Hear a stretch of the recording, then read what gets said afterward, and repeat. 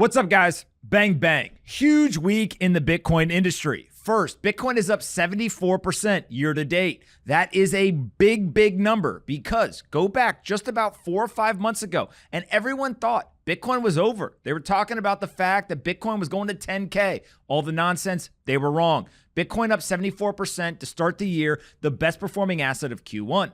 Now, it's not just price that's going up, though. We also have more Bitcoin transactions than ever before.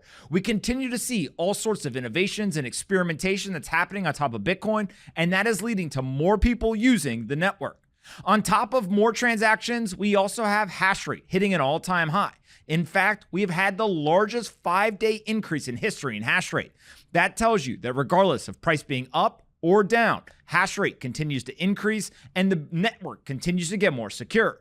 Now, why do I say regardless of price up or down? It's because if hash rate is coming online now, it isn't like they decided last week to start to install it. Instead, there are months and months of lead time between when someone decides to set up mining and when they actually get it online.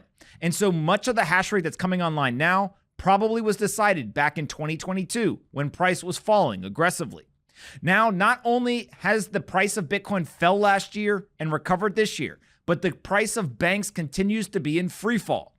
Not only did we get First Republic Bank going into receivership Monday morning, and then its assets being sold to JP Morgan in a sweetheart deal, but on top of that, we've seen regional banks continue to fail left and right, and some of their stocks are down more than 50% in a single day. Now, of course, if banks are having trouble, especially if they're going into receivership and they continue to have all sorts of difficulty on their financial balance sheets, Americans get worried. There's a new Gallup poll out that shows that almost 50% of Americans are either very or moderately worried about the safety of their bank deposits. Now, I personally don't think that your bank deposit is in trouble, but I do understand why so many people are worried. People just want to be cautious. And when you have your life savings sitting in a bank account, you want to make sure that you're going to have access to it. Now, it's 48% of all Americans say that they're very or moderately worried, which is more than the 45% of Americans who said that they were worried back during the 2008 global financial crisis right after Lehman collapsed. As we see more and more Americans starting to get worried, that puts the Federal Reserve, the FDIC, and other organizations into a really weird situation. Do they save the banks or do they save the dollar? I personally believe that they will continue to save the banks. We can't have depositors being so freaked out that they begin to pull all of their money, causing more bank runs on some of these financial institutions.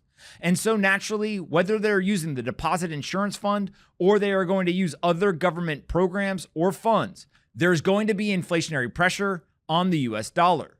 Now, of course, we see the headline CPI number continue to fall down to 5% based on the March numbers, but we have to understand that the month-over-month inflation continues to accelerate. In January, we had 0.5% growth over December. In February, we had 0.4% growth over January. And in March, we had 0.1% growth over February. That means that inflation is actually accelerating. It is not going negative yet. So don't be fooled by that headline number. Now, of course, that runs right back into Bitcoin being up 74% to start the year.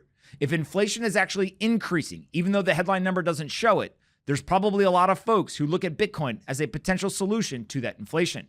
On top of that, if there continues to be more problems with the banks, Bitcoin fixes that as well. You see more and more people opting to buy Bitcoin, hold their private keys, and become their own bank. And then don't forget that we have the looming debt limit crisis coming up in June. The United States government is broke. We've hit the debt limit. And unless politicians can get together and raise the debt limit, there could be a potential US default.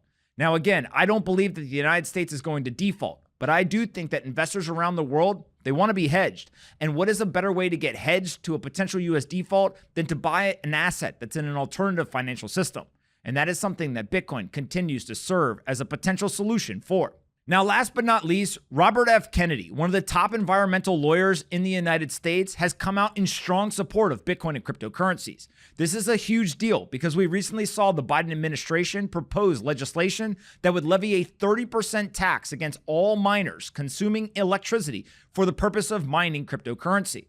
Now, the reason why Robert F. Kennedy is so interesting to me, put aside all of the politics, but he's one of the top environmental lawyers. And if he's coming out and saying these technologies are not bad for the environment, in fact, they're good for the environment, that puts a stop to many of the different critics' argument. Robert F. Kennedy is gaining steam, and his political campaign seems to be getting more attention. If he's going to be a proponent of Bitcoin and cryptocurrencies, that likely will be a tailwind for the industry. We're coming up on the Bitcoin conference, and it seems like Bitcoin's price rally, plus some of the support from politicians and various other people in the media, combined with that Bitcoin conference, likely will serve to be a fun start to the summer. Hope that you're enjoying these updates every single Saturday morning, and I will see you all next week.